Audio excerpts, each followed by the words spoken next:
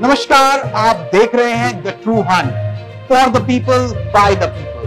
हम सब हिंदुस्तान की कानून व्यवस्था से तो वाकिफ ही हैं और ऐसे में इन 75 सालों में हमारी कानून व्यवस्था में बहुत बड़े बड़े सुधार किए गए हैं और इन सबको मद्देनजर रखते हुए जहां पर यदि कोई व्यक्ति क्रिमिनल पाया जाता है या किसी तरीके का उस पर किसी गुनाह का आरोप होता है तो पहले पुलिस की कार्रवाई के बाद मामला कोर्ट में जाता है और कोर्ट यानी कि अदालत जिसके डिसीजंस को हम सर्वोपरि मानते हैं। और ऐसे में जब मामला कोर्ट में जाता है तो हमारे माननीय जजेस उस केस के एविडेंस का एनालिसिस करते हैं। सभी पक्षों को सुनने के बाद और सभी तथ्यों को जानने के बाद जजेस अपना फाइनल निर्णय सुनाते हैं और ऐसे में अगर कोई व्यक्ति गिल्टी पाया जाता है तो फिर उसे क्राइम के हिसाब से सजा सुनाई जाती है और कारावास में भी भेजा जाता है। अब जेल में सजा काट रहा वो कन्विक्ट कानून में प्रावधान के हिसाब से पेरोल या फरलॉ लेने की दरखास्त आगे रख सकता है। अब हम आपको बताते हैं कि कानून व्यवस्था में ये पेरोल और फरलॉ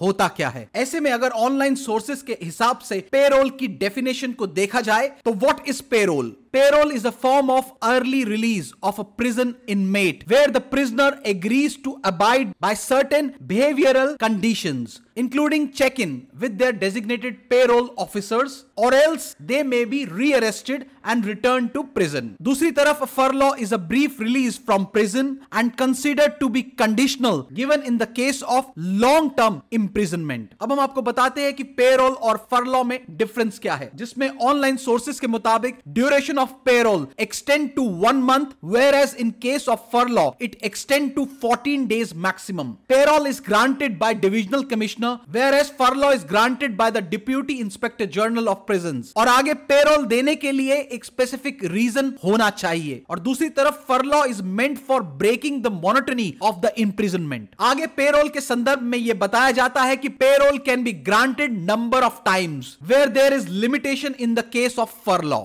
और साथ ही आगे ऑनलाइन सोर्सेस के एनालिसिस से पेरोल जो है वो death of family member, marriage of family member, serious illness of a family member, any other emergent circumstances जैसी चीजों में ग्रांट किया जाता है। ऐसे में जैसा कि आप जानते हैं कि रेप कन्विक्ट गुरमीत राम रहीम को हाल ही में 40 दिन के पेरोल पर बाहर छोड़ा गया है और ऐसा बताया जा रहा है कि इस पेरोल के लिए उनकी फैमिली ने दरखास्त डाली थी। ऐसे में हम उम्मीद ये करते हैं कि हमारी कानून व्यवस्था से जुड़े पेरोल और फरलॉ के संदर्भ में बताए गए हाइलाइट्स आपको पसंद आए होंगे। आपकी क्या है इन पर राय, हमें हमारे कमेंट बॉक्स में कमेंट करके जरूर बताएं। ये थी द ट्रू हंट चैनल की रिपोर्ट और ऐसी खबरें देखने के लिए जुड़े रहिए द ट्रू हंट से।